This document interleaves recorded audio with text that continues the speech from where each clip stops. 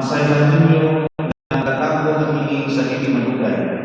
Unya ang nagmuyok sa Sophia, kinahanglang manakan ngadto sa kapungkuran o kadtong atuwa sa mga syudad, kinahanglang mamahawa usab. O ang nagmuyok sa panikan, kinahanglang dili muadto sa syudad. Kay mao kini ang mga adlaw sa pagsilot aron pagtuman sa tanan nga ingon sa kasulatan. Pagkalakot kayo sa mga mapdos o mga ina sa mga inahan na maoy may mga masuso niadto mga adlaw.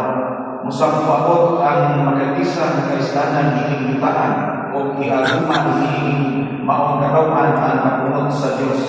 Pamatyon silang inaan sa espada o mihakon ngadto sa tanang kanasuran.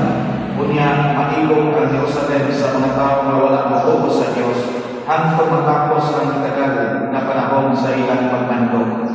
Aduna unay mga ihanan sa adlaw o sa bulan o kabitunan, kawadlan sa paglakong mga nasod o mga lisang sila sa nagbuok sa dagat o sa pagpungasit sa mga balon. Pangyaman ang mga tao tungod sa kalisan samtang magpapod sila sa mahitabo sa tibok kalibutan. Kaya ang naglanita sa kawalanan ipas sa ilang naandang agianan. Unya mutungha ang anak sa tao, muabot siya na may kahong o himaya niya sa panganon. Inigsugod kag kahitabo nini magabutangan, tinto o hangad kamo kay tungod na ang inyong kaluwasan. Ang Ebanghelyo sa Ginoo.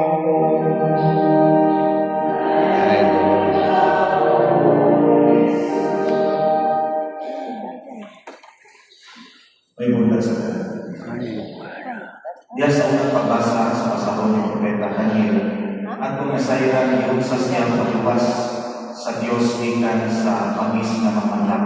So makikitabunan ang ginawang sa Diyon kung kay si Daniel itong niharihan ni Daniels, Marin Daniels, nagsugo siya na walay magtampo sa Diyos ang hari lamang maoy pampuan kay nagtuwa ang katawan itong panahon na ang hari kina maoy Diyos kung dahil kasubukan na ang mga katawan sa gisakpan sa narihan at ito magtampo o mahalan ang mga sakripisyo sa hari dili sa Diyos.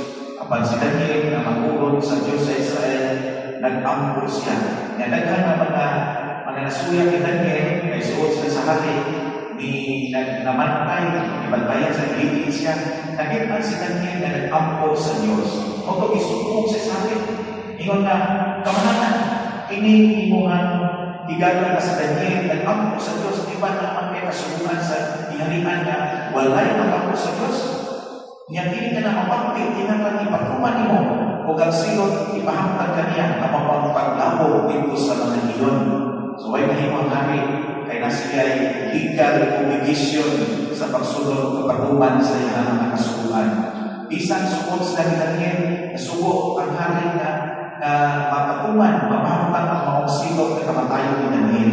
O dito, inamog si Daniel sa mga iyon tungkol sa mga salakot niya sa kasubukan sa hari na ampo sa Diyos. So, kung makakapit, iwas ka niya, iwas siya itakuman, makapag ipugngan ang mga baba sa iyo, hindi siya kanon, bilikanon si Daniel. Umutin mo na, kasayon sa hari, na huwag ka na si